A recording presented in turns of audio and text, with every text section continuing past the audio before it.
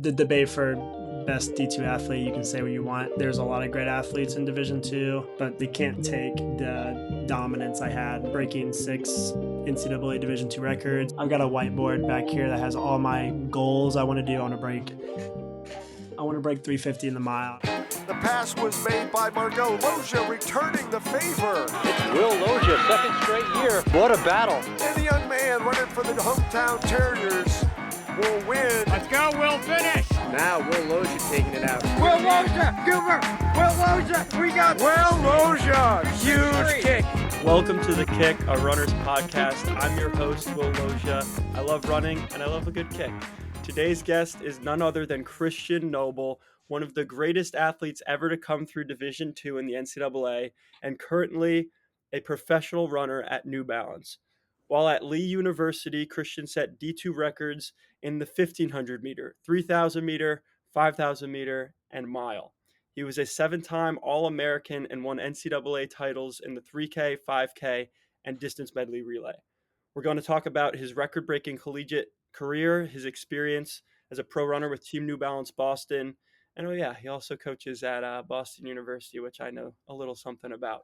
So Christian, thank you for joining us here on The Kick. How you doing? Good. Yeah. Well, thanks for having me. It's good to see you again. And yeah, it's good to just kind of share some experiences. Absolutely. Yeah, I was at the BU season opener about a week ago, it is now, and I saw you out there coaching the team, coaching the dogs. Had a great moment where Carson Vesti of BU broke 4 minutes in the mile for the first time, and you were right there celebrating that with him, which was really cool to see. You have a very close to your heart experience with that as somebody who's broken 4, being in that elite group. And I feel like having that understanding of how hard that is and how amazing of an accomplishment that is still, even though it's becoming more frequent now. You can really speak to that. And I think you have a tattoo, right? Of I your do. first Yeah. breaking 4. I do. I have a tattoo on my arm of the first time I ever broke 4. And although some might see that as maybe silly or whatever, it's a nice reminder of like the work I've done and, the dreams that I had when I was just getting into the sport. And it's nice to look at it and just remind myself that like I can still do cool things in the sport and set big dreams and hopefully chase after those, just like I chased sub 4 minutes in the mile. Absolutely. That is a really cool thing to be able to get a tattoo of. And there's really only so many accomplishments where you can do something like that.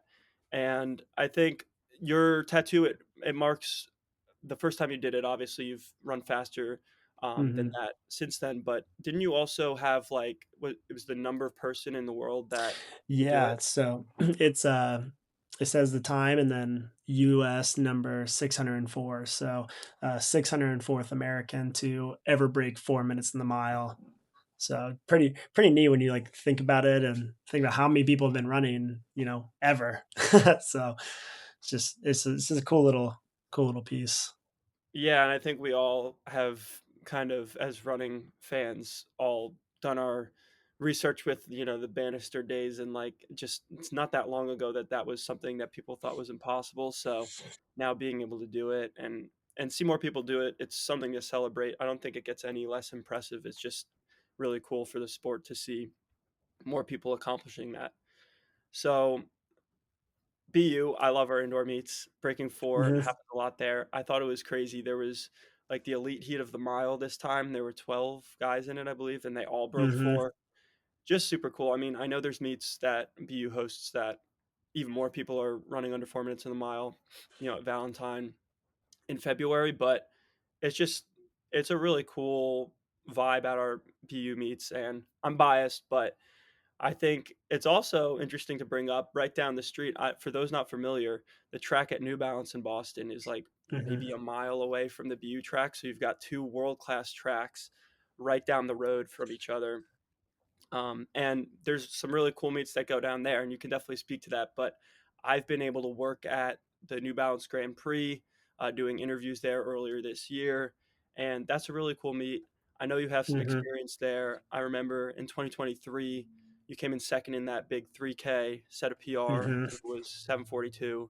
So how much fun was that representing New Balance at your home track? And how can you like kind of talk about representing a professional team at such a big track and what that feels like? Yeah, that meet was special because it was really my first meet as a professional. It was my professional debut. I mean, I ran US champs that year before in the New Balance Pro kit, but wasn't really my first debut with Mark and Mark's training and, you know, my build up with New Balance. So going into that meet was a little nerve wracking, especially when we all watched Woody break the 5K American record the week before, and we got word that he was gonna come race at 3K. So you knew going in there was gonna be some big names, and the pace that was requested was really hot, and um, the pacer lagged in the race, and um, as a miler, we all think we have the best kick, and yeah, I just found myself in a good position with um, 400 to go and kind of threw my hat in, got second, closing like a 25, just like Woody did, but just did it a little bit farther back than I would have liked. But yeah, just representing New Balance at that meet in my debut in front of a bunch of people. You know, I'd made a lot of friends over the fall, and having a lot of friends and family come in to see that was super special. And yeah, like you said, the New Balance track, it's insane. It's an atmosphere. It's a facility that is meant to host really big meets, big experiences like New Balance Grand Prix and NCAA Nationals.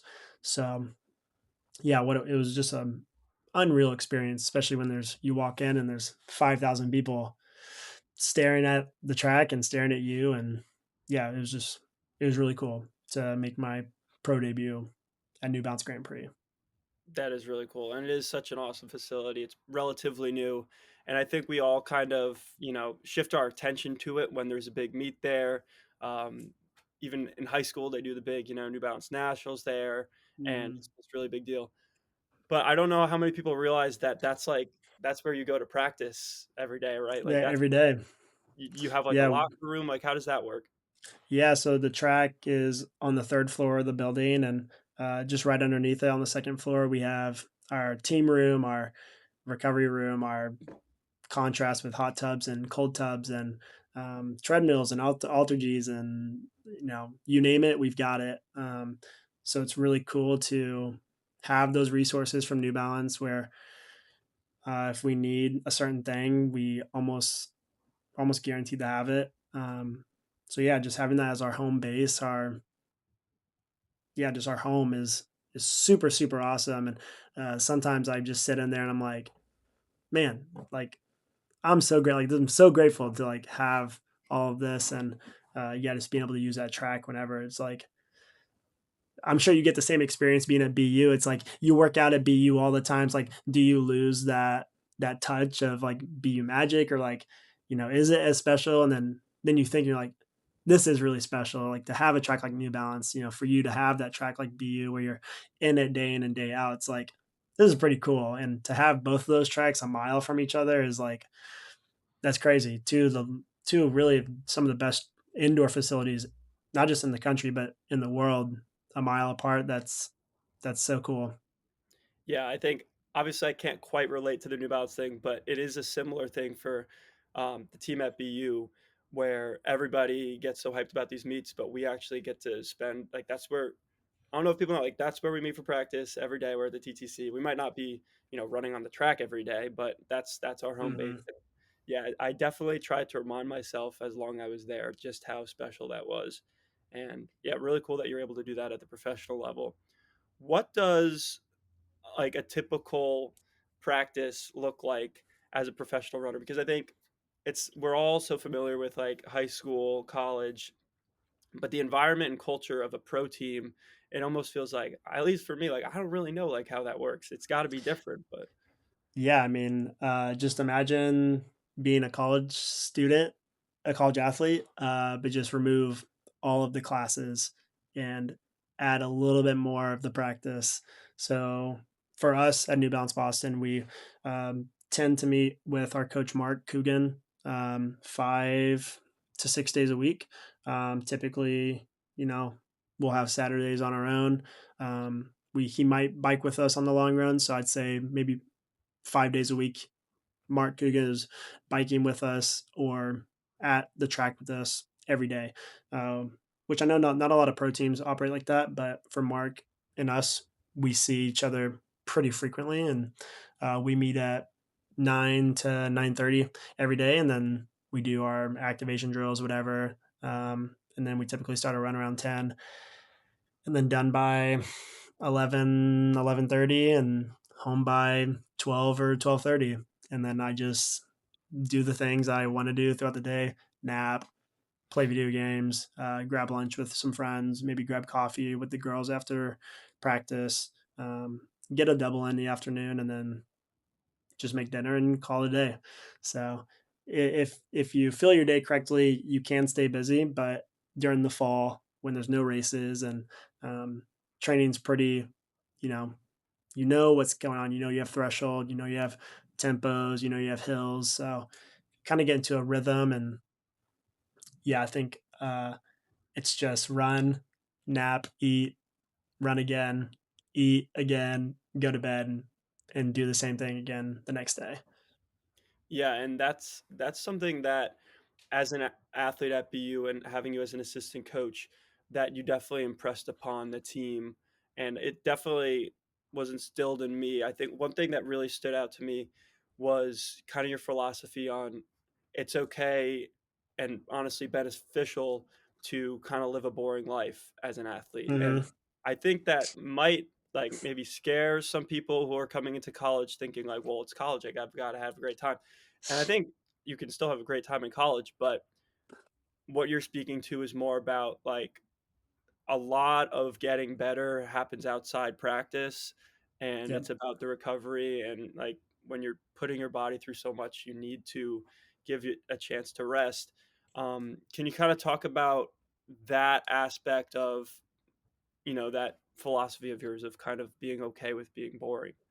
Yeah, my basically high school and college and now pro career is kind of built on making life as simple and boring as possible. And like you said, and like I say, it doesn't mean you have to cut out having fun, but you can't, especially in college and while you're still in school, you can't have a great social life. You can't have a great academic life and have a great, you know, athletic life, at least not in my experience. I think one of those always suffers. And if you're really emphasizing school and social life, that probably means you are being out too late. You're on your feet too much. You are probably consuming things you probably shouldn't consume, and, not getting the right rest and recovery that you need. So for me, I cut out a little bit of social, but a lot of academics. I wasn't your, straight A student. Um, I was napping in between classes. I wouldn't do homework on trips. I was really just dialed in when we traveled. And, I mean, also with my social life, like I hung out with friends, but in 6 years of college, I went to one party, and that was my 6th year of college last semester in April, when basically I had a New Balance contract in my hand, and I was like, okay, I can like give myself permission to have a little fun. But yeah, like I've told you guys, just make it boring. Go to class, go to practice, and those things you do 22 hours out of the day when I don't see you and when your coach doesn't see you, those are probably the most important, because no one's there to hold your hand. No one's there to tell you, don't go out drinking with your friends. Don't stay out super late, go to bed by 9, do all these things. Um, so if you can really just lean into making just a really simple choices, telling yourself, yes, I need to go to bed by 9. Don't stay out late. Don't go to parties on the weekend. Don't drink during the season. Obviously, peer pressure gets to the best of a lot of people, but if you can just find a few people on your team, be like, hey, let's make a group effort to make these good choices and um, not do these things, I promise you the benefits will come. And those are things we instilled into the team at Lee University. And for 6 years, we just gradually, year after year, we're just stacking bricks and got better, and uh, did not have a party culture. No one went out. No one was getting like messed up on the weekends.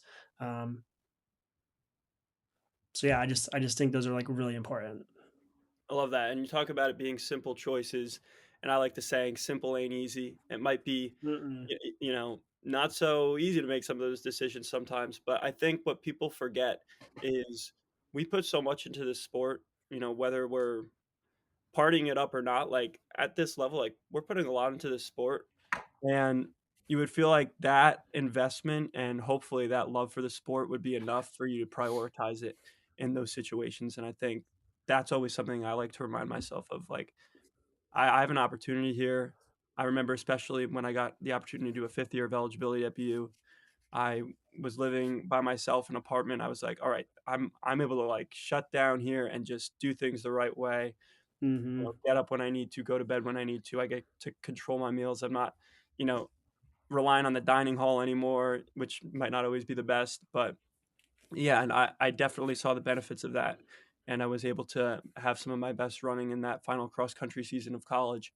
And I think the thing that I really would tell everybody about that is like it wasn't fun. Like I had a great time. It was some of the most fun I had. Mm-hmm. So it's not choosing like if you love this sport, it will be fun to have success. And I think Yeah. that's the key. And You it's a selfish sport too. It's an incredibly selfish sport when you like get down to it. Um, I would like I missed plenty of in probably 6 years of college. I missed probably four Thanksgivings, every Easter. Like I would go home for like the 5 days for Christmas just because I wanted to be close to coach and my teammates who would also commit to staying over breaks and skipping out on summer going home. So it's just you just got to make those choices and decide if that's the experience you want to have. But just simple choices, but like you say, it's just not always simple. Right, and I think that's very timely advice for right now. I personally think this is the hardest time of year to train. If you're a high school, college athlete right now, you're going to have family plans for the holidays. Maybe you're Mm-hmm. home and you don't have people to run with. Maybe you don't even have a great place to run. Maybe it's super cold where you are. Like there's so many factors working against you. And this is, I think, where kind of the differences can be made between, those who are going to really have a lot of success in the new year in the indoor track and outdoor track season. And this is a really hard time of year to do that. You Mm-hmm. mentioned Lee University. I definitely want to get into your collegiate career because it's something very special. But you mentioned I think you ended up being a sixth year there, right? So you had COVID hit you like right in the middle of your college Mm-hmm. career, your sixth year, and you kind of have that leadership role. I mean, by default, if you're a great runner and you've got that seniority, like you you better be able to step into that leadership role. But kind of tell me about that opportunity to be a mentor and how did that translate, if at all, to your desire to be a coach? Yeah, I mean, did I see myself being a 6 year at school? No. I think the plan was originally just 5 years and a red shirt I keep a couple times, but I ended up being a 6 year, 25, 24, 25 years old. When you're 7 or 8 years older than these incoming freshmen, they're just naturally going to come to you for things just because I've been doing it for a long time. I've been to, at that point, 17, 16, 17 conference championships. So I've been around the block. And um, for my first 4 years, I didn't want a leadership role. I'd rather just do what I did best, which was just compete and just show the things that I did at practice and on race day. I thought that would be good enough to just like lead by example. But it got to a point where, yeah, I was older and I needed to start being a little bit more active with some of the younger kids. Um, it was probably just a little bit of like having an ego or whatever. But the moment I stopped thinking about like what I was doing and started thinking about more about the team, that was my fifth and sixth year. And that's when things really took off. And that's a whole different thing. But um, yeah, I just think that the leadership part was really nice. I learned a lot about myself and being able to talk to the kids one on one. They would ask me, "Oh, like how would I approach this race?" And would kind of just give them probably some of the same advice I gave you guys when you guys would ask me about races. And I think through that year or two, it made me realize that maybe I do enjoy coaching, and I would help our coach with all of the recruiting visits. I would walk around with kids, talk about, oh, if you come here, this is kind of the experience you might get. This is the dining hall. This is that. If you're a math major, this is where you spend all your time. Like all that, recruiting stuff. Really enjoyed that. I enjoyed connecting with the kids and the parents. So when I got the opportunity to coach at BU, because I think Carpenter reached out to Mark Coogan and said, "Hey, if you have any athletes who want to coach on the side, I need an assistant." And I I texted him probably within 2 minutes, and I was actually a coach at BU before even moving to Boston. So basically I moved in, and then the next day I went to BU practice. So I've basically been with Boston University as long as I've been in Boston, which is like really neat. And now coaching at Boston and helping Coach Moles and Coach Cartwright, it's been awesome. Obviously, um, it's different being on the other side and kind of have to explain things a little bit differently as a coach, especially when you're a coach who's still an athlete in racing and has their own season. So it can be a little challenging. As you know, I would disappear for a few months here and there just because I have things I have to take care of. But um, the coaching and the leadership, it's those fifth and sixth years like really helped shape me and help me think about the things that I was doing day to day. Because, like I said, I would lead by example, but these are all things I already knew how to do. It made me have to like kind of step back and think about what I was actually doing so I could explain it to someone else. Um, and I use that same logic with the BU kids. What are we actually doing? I can tell you what we're doing, but why am I telling you this? Why should we think about these things when we're doing strides? Like, why are we thinking about having good mechanics? Why are we trying to keep our head straight? All these things I would just do naturally, and taking those leadership roles kind of helped me form the ideas to explain why we're doing those. Um, I probably just got like super sidetracked, but um, No, not at all. No, I mean, absolutely. And I think from the athlete perspective, the way we felt about it on the team, it's like you have someone come in, you instantly have this credibility and respect because of your accomplishments and because you're a pro runner. But obviously, that's not enough, just being a good runner. But you've also got this presence of being very kind of like lighthearted and fun at the same time. And you're yeah. always somebody like, look, our head coach at BU, it was Coach Carpenter when you came in, Coach Moles now, both phenomenal coaches.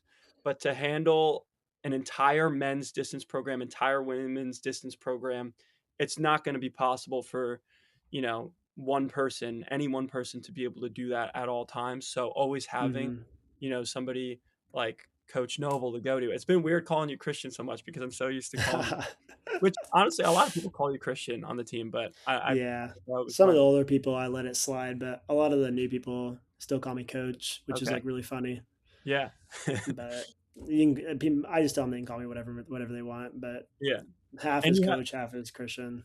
have that kind of like relatability still, of feeling like you're just a very recent athlete and you can relate to everything we're doing. So you're a huge asset to BU in that sense, and your value it really can't go underappreciated. But another Mm. aspect of the coaching at BU that I want to talk about is the organizing BU meets. I know you've been involved in some of the planning, I guess, for that. I think some of the entries and handling all of the seed times that come in. I'm Hmm. curious to hear. I think that's something a lot of people would be curious to hear about how a Boston University indoor meet gets organized with everybody entering and any horror stories you have too. Yeah, I mean, a lot. I'll give I give John a lot of the credit. I mean, he's meeting with FlowTrack, he's meeting with Lancer Timing, he's meeting with admin to make sure things are all set up for the day and in the lead up, and organizing with Steven Triber, our TTC facilities manager. Um, John does 90% um, Honestly, probably not even, probably more than 90%. John does a lot of stuff, and um, all a lot of credit to him. And he also helps with the pacing. I just try to assist him in the things that he does. And yeah, with the pacing, and what I've done with Coach Carpenter was like finding pacers, fact checking entries, which with Coach Carpenter we tried to fact check like the top 200 seeds of every race, men and women. So 200 women's 800, 200 men's 800, all the way up to your 5Ks. Um, Now we've worked with direct athletics. We have, it used to be a really difficult system a few years ago, but Coach Carpenter, before he left, basically convinced direct athletics to change the way their user interface is. And now we can see entry marks, TFRS marks. We can see everything on one page now instead of having to scroll back and forth between tabs. Um, so now I can do that really quickly. It's easy to fact check.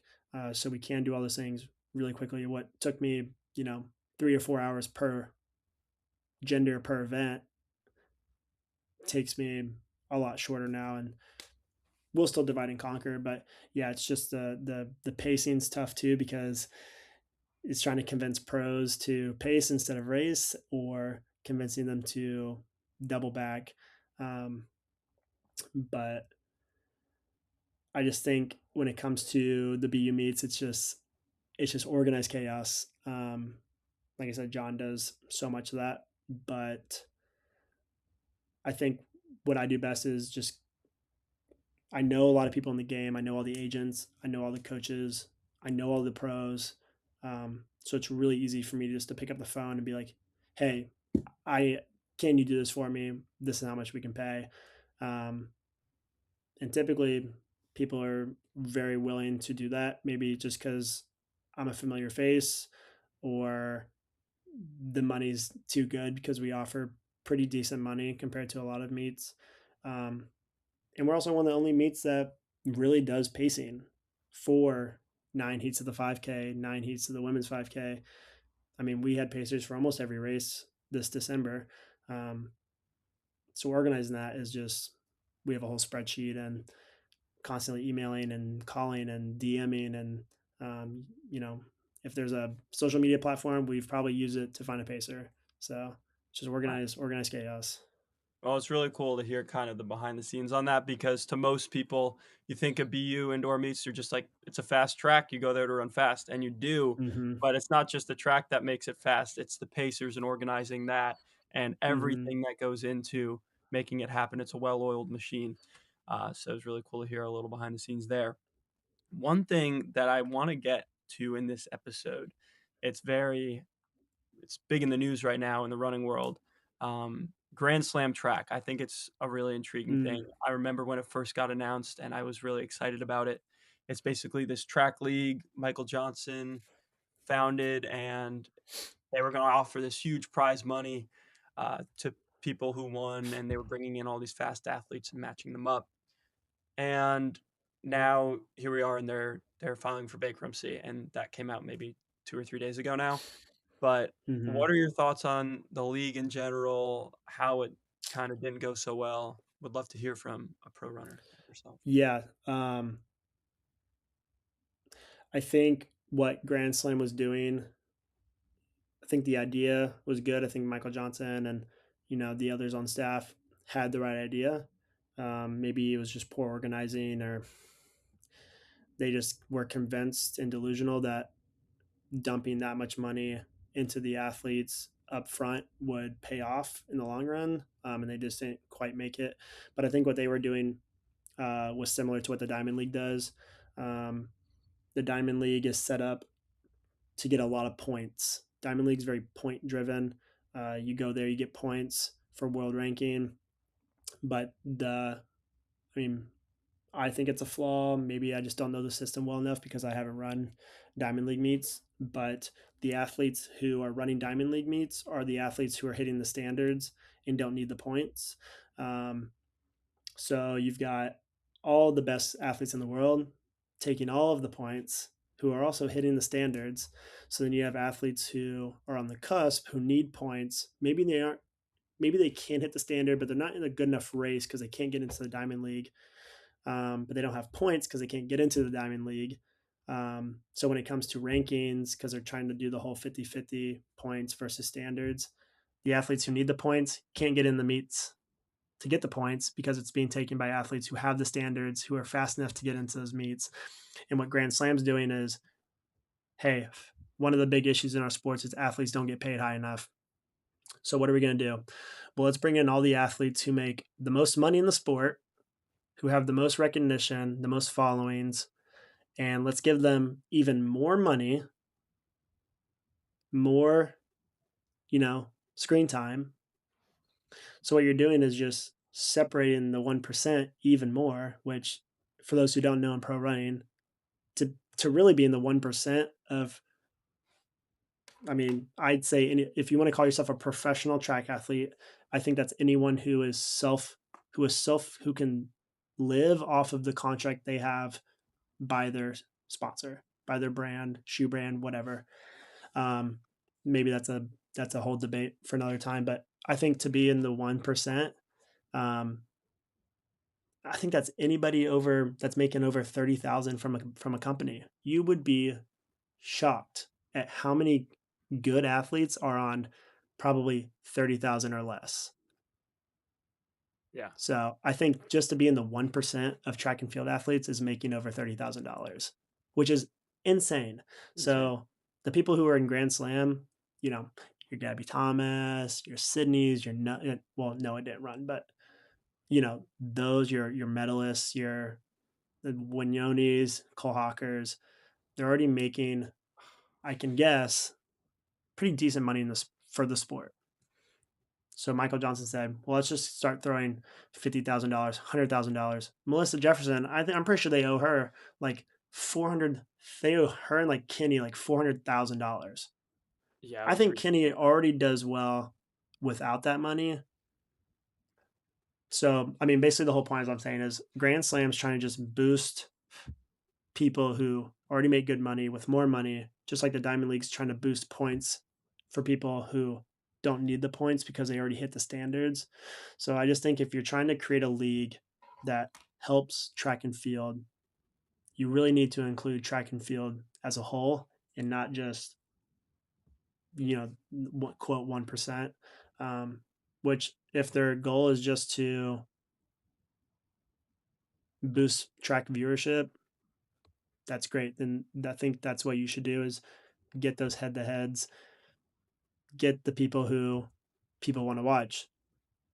Winyoni, Cole Hawker, Grant Fisher, you know, your Olympic medalists. That's great. Let's do that. But don't say we want to put money in more track athletes' pockets when you're putting money in the people's pockets who are already pretty deep. Maybe it's because I'm not making $500,000. That maybe that's why. Maybe I'm a little sore on it. But I don't know. I just think they were just blowing cash and buying first class tickets to everybody to those meets and putting them up, treating them nice, which, like I said, that's awesome.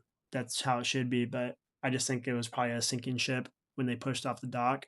So Yeah. we'll see how it turns out if it reopens. If it does, I don't think anybody will trust it, especially if Michael Johnson's involved. But Yeah, I don't know. I mean, I was reading a little bit about kind of the statements Grand Slam was putting out, and I'm disappointed. Like when I saw it, I was like, anything that's going to be, track and field at the forefront, like I want it to work out. But it felt like it kind of was a failure overall, and they're still mhm. keeping the door open, which I guess it's absolutely fine for them to do that. But yeah, it's not looking like at least the model that they went with initially is going to be something that works. And I think hearing your take on that whole 1% and, you know, basically just giving the people who are already making money in the sport more money, it makes a lot of sense. Not necessarily something I was thinking about. And I think that's a really good insight that you have as somebody who is a professional runner. And I think we should shift gears here, just because in general the running community, really great fan base at all of that. I think a lot of people are familiar with how the pro running world works, but even still, I bet there's some listeners out there who aren't really sure even like what a pro runner means. Like, what does it mean to be a professional runner? And I'd love it if you could kind of take us through what it looked like for you. I think you mentioned that you signed your contract before the end of your final collegiate season with New Mm, Balance. You stay with them. How does that all work? What does it mean to be a professional runner? yeah. So I signed in 2022 in May, right before a few weeks before NCAA outdoors, which was people thought I was crazy, but to me, I didn't think winning an NCAA Division II title was as important as I ran at Prefontaine Classic that year in the International 1500, um, trying to chase that 335 world standard at the time. Cause I had run 336.00. So in my eyes, very feasible. But yeah, the whole process started back in 2020. I ran like 13:48 in the 5K.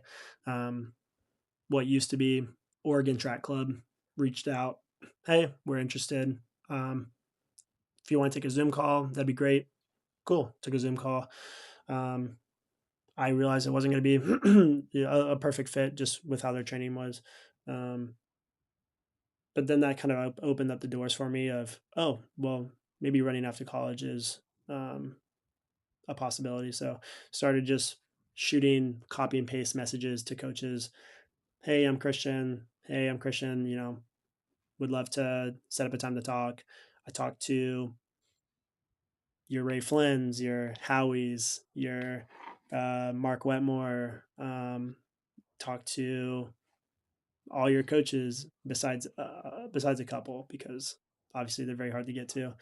Um, then I started running a lot faster, 13:37, 7:50, 4 flat my 5th year. Um, Started getting a couple more calls, took me a little bit more serious.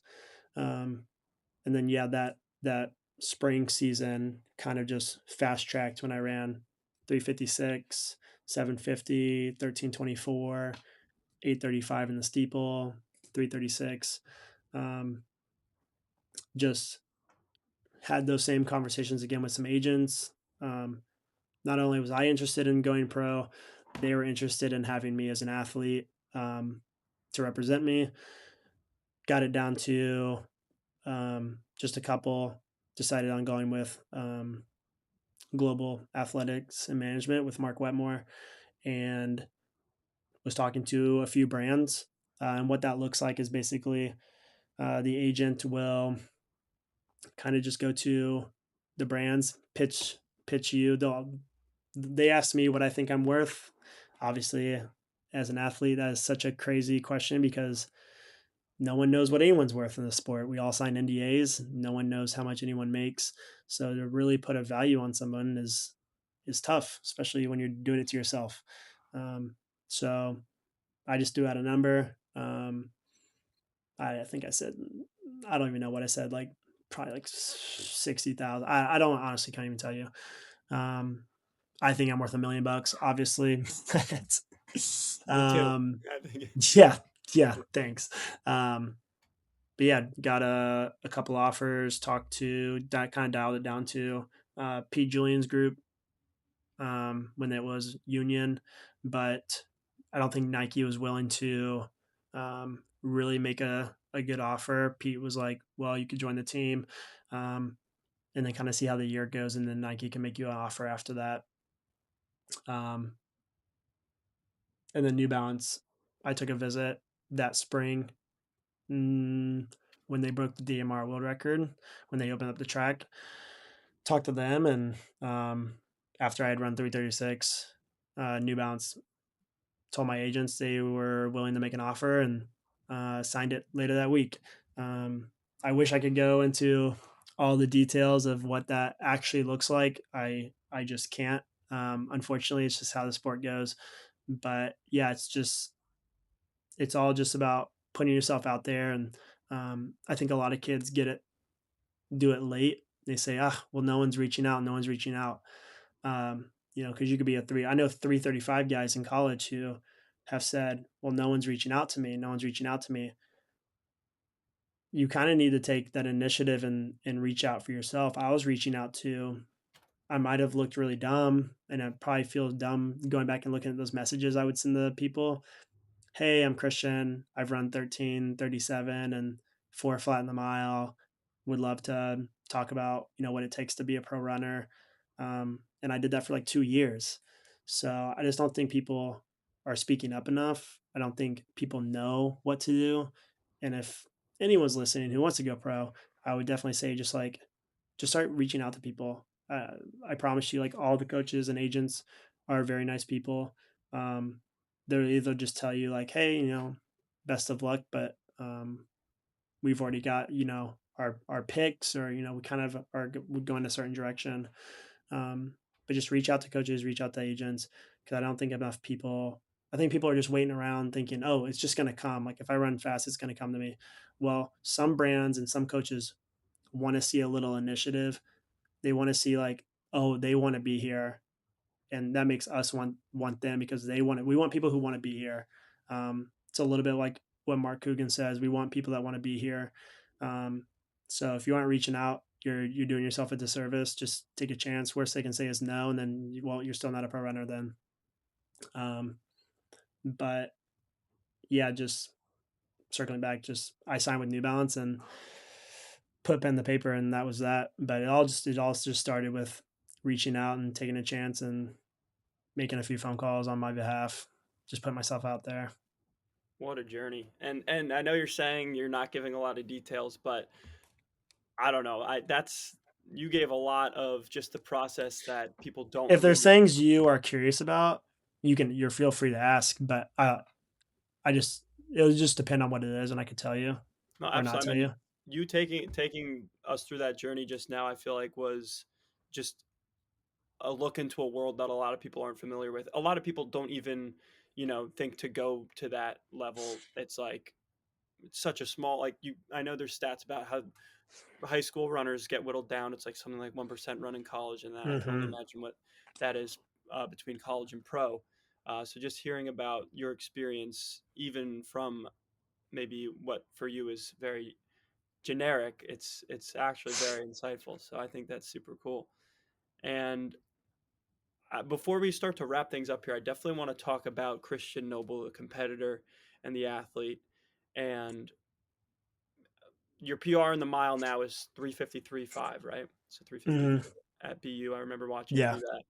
I mean, and just across the board, your PRs are going to be really fast right now and things that are kind of intimidating, I would feel like. I think in high school, you get motivated by PRs because it's really encouraging and you get them a lot more frequently. And then in college, they're a little more few and far between, but you still, if things are going well, are getting kind of that reassurance by setting PRs. This late in the game here in your career, like not that you're about to retire, but like Yeah. Yeah. this far along in your journey, even when things are going well, PRs are not going to be something that are happening every week. Yeah. So, can you kind of tell us about what the motivations are for getting better now and how do you navigate feeling like I'm still doing well, I'm still doing the right things even if you're not getting that validation from shiny new PRs? Yeah. I mean, like you said, I ran 3:53. That was 2 years ago, but I still think I'm becoming a better athlete. I'm learning a lot more. I think obviously, I want to run fast. I want to break 3:50 in the mile. I've got a whiteboard back here that has all my goals I want to do. I want to break 3:50 in the mile. I want to break, 7:34 in the 3K. I want to do all these things. But when you get to this level, PRs aren't happening every day. They're not happening every race. You might, if you can PR a few times a year or like once a year, that'd be sick. I mean, there's only so much you can do at this point. Um, but I think you kind of just have to meet yourself where you're at. And these last couple of years, I've had like some injuries and some like issues that have come up, just like medically throughout the year. So when I do have a race and maybe I run, like there's a meet at BU last year. I ran 358 or 356. I was really, really happy because just with where my training at and where I was, um, I really didn't think I'd be able to run 356 at the time, and just kind of like meet myself where I was at and say like this was really, really good with how training went, with how altitude went, and with how there's some other limiting factors I was dealing with these last couple of years. Um, you just need to like be realistic with yourself. And yes, I do want to break 353. I do want to like set a PR, but as an athlete, you also just need to understand that it's okay not to PR every race. And I'm also like in this shift of I don't need the PR every race. I just need to compete. I need to just be a competitor. I need to focus on winning races. I haven't won a whole lot of races as a professional. I won a whole lot in college, and I haven't won a lot as a pro. So it's been a little bit of a mental shift of learning how to lose and becoming that competitor I once was, and um, doing those things through practice and um, just not trying to reignite, but just remind myself that um, you can still PR and do all these awesome things that I'm setting out to do. Um, so I think for anyone listening that just hasn't PR, just set small goals. Have these like tiny checkpoints because if your one goal is I want to break four, and that might seem astronomical. It's like, yeah, it might be astronomical, but let's set small checkpoints. Let's run 405 first, and then let's maybe run an 800 PR in like 150, and okay, well I can run 150, so maybe I can run two flat and hold on, or just meet yourself where you're at. Just set small goals, but always keep that big goal in your mind. And like for me, that's breaking 350, and I'm doing everything I can right now to make sure when BU Valentine comes up on February 14th, I'm ready to go. And um, hopefully, where I meet myself on February 14th, that's 350 or faster shape. So I love the shift you talk about in mindset from being focused on times to being focused on competing and going for those wins. I found for me personally, with all the PRs that I've set in my career, always come when I'm focused on competing, never when I'm mhm. thinking about the time. The time will come, but I couldn't agree more with your perspective on that. You brought up winning a lot in college. I do want to touch on your collegiate career a little bit here because I don't think we got enough into that for how much it deserves to be talked about. I went on your TFers before this, and I wanted to kind of just see like uh, what races you won, and like, all right, like make sure I got my facts right here with your NCAA titles and all that for the intro that I did. Hopefully, I got it right, but I did a control F and just did first, like the letter ST after one, and you had I think 58 first place finishes, and that came up. I was like, that is absurd. That's a lot of winning, Yeah, and rightfully so. I mean, you really are one of the most dominant Division II athletes ever in track and field, arguably, the best, and that translated being one of the best collegiate athletes there was. And I know you had some experience where you were able to, represent D2 and beat all the D1 guys. And I think yeah. that's super cool. And I want to hear kind of your take on that, representing D2 and kind of showing the world like, yeah, these are D1, D2, D3, who cares? Like who cares? Yeah, track is track. And I think I the debate for best D2 athlete, you can say what you want. I think there's a lot of great athletes in Division II. I can name them all off, but I think what I did in, you know, 6 months, I was in D2 for 6 years, but um, which is another thing. I was in D2 for so long. I think it just every year was like, oh, he's still here, he's still here, he's still here, he's still here. And then I had that really big last semester of um, breaking 6 NCAA Division II records and top 5 in the steeple at the time, and um, kind of putting D2 on this map because I would go to BU, win, beat all the D1s, Raleigh relays, setting the meet record, running 13:24, like going to Oregon relays, beating the guys who got, third and fourth at the indoor mile that year. I think it was like really cool to put D2 on that map, and um, being like the D2 guy at the time was really cool. I think there's a lot of better athletes than me, especially in like this recent era of Division Two. I think it's like really elevating. All of my records have basically been obliterated across the board, except for some reason my 356 mile is still standing. Of all the records, I don't know why that one's still there. So I'll hold on to that for as long as possible. It'll probably get broken this year, but that's totally fine. I did not hold those incredibly close to my heart because they're just records. I had the whole saying all records are meant to be broken, um, but they can't take the dominance I had that that last year, just between winning the 3 and the 5K, 3K and 5K indoors my 5th year. At the time, I was like the second Division two athlete to pull off the double, um, and then winning the DMR and a championship record and an NCAA Division two record, when we were the last school to get in. We were the last team to qualify, and then we ended up winning and setting the record. And then I won.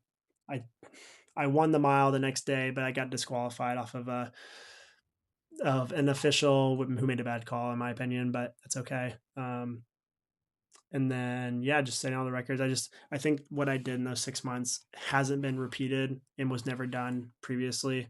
Just being able to run the 1500 time all the way up to the 5K times and being a good steeple chaser in the process.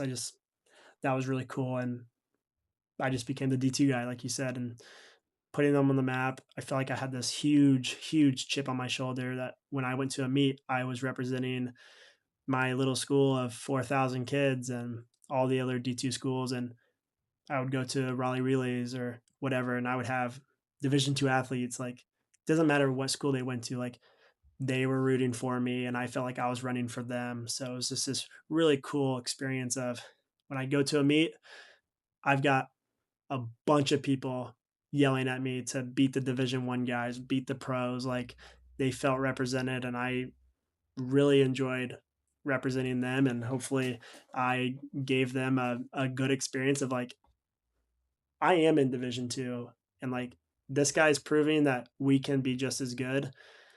So I enjoyed that experience of like hopefully I gave someone uh, maybe some confirmation that D2 was a good choice for them, and I enjoyed being Division two and whooping up on guys who flex their D1 clout. No offense to a fellow former Division one athlete, but it None. was just a really fun experience.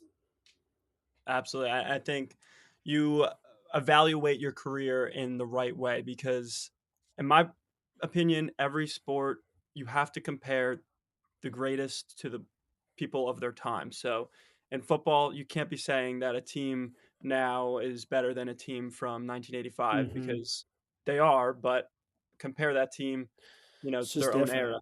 It's different. The fastest people right now, they're all going to have their times blown away in 10 years. I firmly believe that. I don't think the times really matter. I think setting the record is the accomplishment. Keeping the record, I don't think really there's much to be said there, and I don't think you feel that way. And it's great to hear that. I think that's a great note to wrap up on. But we do have a little bit of a tradition here on the kick. We finish races strong, so why shouldn't we finish podcasts strong? We're going to finish this episode with 10 rapid fire questions, and we are going to see how fast is Christian Noble's kick. You ready for that? Let's do it. Yeah. Sweet. I'm going to get my timer ready, and I'm going to ask you the first question, and when I'm done asking, that's when I'll start the timer. Okay. Here we go. All right, you have a pretty good kick in running. Let's see how you are with this. Okay. All right. Christian, you have to run your new mile PR at one of these two tracks. You've got one chance. It's the BU indoor track or the New Balance indoor track. Which one are you doing? Go. I'm probably going to the BU track for the atmosphere. Favorite New Balance shoe? Ooh, probably the 1080 V15 or yeah, V15. Favorite place to run in Boston? Danvers, Hardest event in track? 800 meters. Runner you looked up to growing up? Evan Yeager, Race you're most proud of? setting the or winning the DMR my last year. Race you dream of running someday? Racing dream, A race that you dream of running someday? 28 Olympics. Favorite Christmas song? Mariah Carey, All I Want for Christmas Is You. Christmas movie? Uh, Christmas Vacation. Is it true that you and your dad had the same high school coach? We had the same high school coach. Yeah, 51 seconds. let's go. Very That's solid. actually the fastest last 400 I've ever run in a race. So that is My your my pick. my fastest 400. It was in the indoor mile. I ran 51 in the last. Well, it showed I closed in like a 37:38 for 300, but it's equivalent to 51 basically. Okay. We'll take it. I feel So like that's meant to be. that's sick. That's meant to be. That's so sick. Some good answers. I always want to react. I always want to, have my reaction. I'm sorry for putting you on the spot with the BU New Balance one, but No, you're good. You're good. I felt like you might go BU since you did set your current PR there. Yeah. So that's why I specified for the Yeah, for the atmosphere. Absolutely. Well, I'm definitely gonna look back at your answers there because there's some good stuff. What did you say for Christmas movie? I wasn't even Christmas paying- Vacation. Oh, okay, yeah, cool. Yeah, Cool. yeah. Well, hopefully Yeah, you that have was some a time classic. to relax and watch some of those classic films this holiday season. Really I excited, will, yeah. really excited to see what you do this indoor season. Are you running Grand Prix again this year? Yeah, I think I'm gonna run the 2K with Fisher and Whiteman. So we'll see. Would love just to try and break 5 minutes. That would be like a Okay. nice little like boost. I mean, how often do you get to split sub 4 and then just see what happens? So Yeah. we'll see. We'll see. But That is really cool. An interesting distance. And also I wanted to check in. It's funny. You're my fourth guest on this podcast, and we didn't talk about the steeple in this episode, but every single person that I've had on has done the steeplechase, which I think is just kind of cool. Shows where maybe the that's event crazy. is growing. I never did steeplechase myself, but hearing all about that has been really cool. Do you still have goals in the steeplechase as that event? Yeah, that'll probably be what I try. Just because there's no worlds this next year. I mean, besides like World Ultimate, but I'll probably just run the 1500 all year, and then for 27 and 28, do a lot more steeple focus. Just because I think it's going to be hard to go through Yared and Hobbs and Cole and Koech and Strand, all these guys. I think it's a little easier to go through Wilkinson and Corrigan and Updike, and I think those guys are a little bit more Fair enough. realistic to beat. I still think I can beat all those guys in the 1500, which is such a 1500 meter mentality.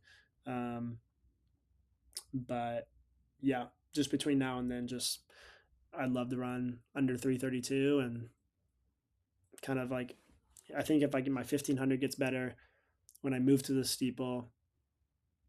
I think a lot of people will just be hopefully a little nervous that a 332, 331 guys running the steeplechase, and hopefully can just get under 815 and kind of give myself a chance. So for the next 2 years, just kind of try and get as fit as possible to get ready for the steeplechase. And that's kind of the event you would envision being most likely to make a team. Yeah. Is it my favorite event? It's not. Okay. I love the 1500. It's a lot of fun. But when it comes to making a team, you do the event that's most realistic.